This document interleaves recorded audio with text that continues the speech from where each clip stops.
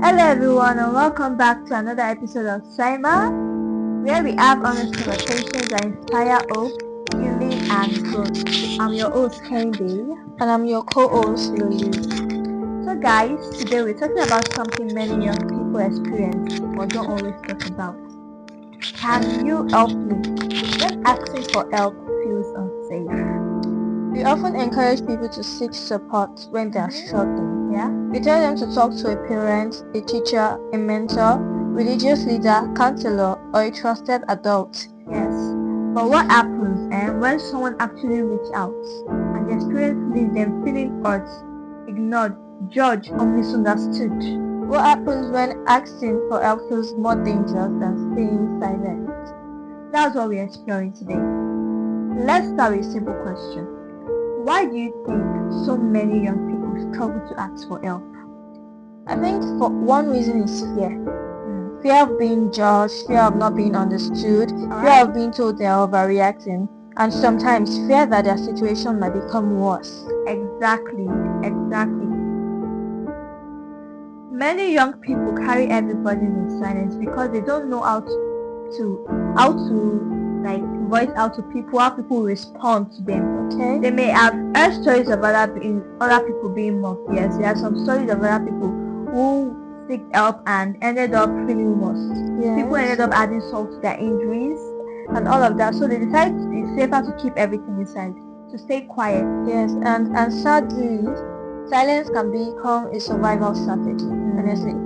Not because they don't want help, but because they don't feel safe enough to ask for it. They feel like they'll be judged. Yes, Majority, misunderstood. they always end up being judged, treated like trash. Maybe past experiences have taught them that lesson, not to voice out how you feel, just keep it up, keep it locked up, but that's not the right way to go about it. Let's talk about trust. What happens when a young person finally gathers the courage to speak up or receives a negative response? What do you think will happen? It can be devastating, honestly speaking. I mean, imagine carrying something painful for months or years, and you finally tell someone, and instead of support, you receive criticism, disbelief, or even dismissal. That experience can make it difficult to trust again. Absolutely. One negative experience can create the belief that nobody will listen. That nobody cares. Yes, or that seeking help isn't even worth it. Yes, but it's important to remember that the problem is not the young person for speaking up.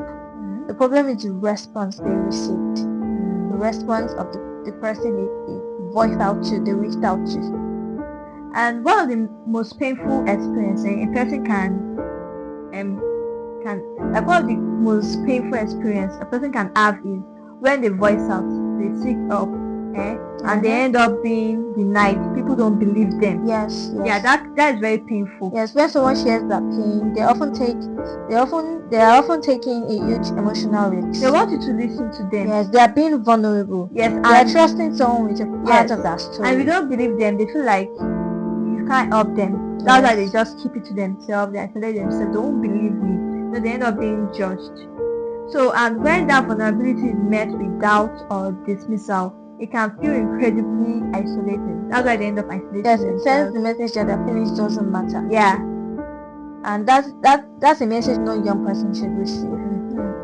Let's address something very important. So, if someone has had a bad experience asking for help, is it normal to be afraid of trying again? Absolutely, yes.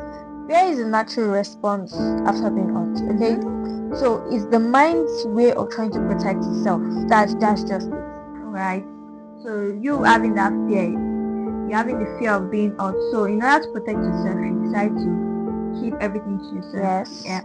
So if you're listening and you are resistant to reach out because of the past experience you've had, your feelings make sense. Actually, it's normal for you to feel that way. Yes, the fear is understandable. I still have that fear myself. Sometimes I feel like I'm going to be judged, so I just keep it to myself. Yeah, the fear is understandable, but fear doesn't have to decide your future. You decide your future. Your voice decides your future. Yes, so true. So this next point is very important. One bad person does not mean every safe adult. Bad response. One bad response does not mean every safe adult will respond the same way. That's right. People are different. Yes. Some may not know how to respond appropriately.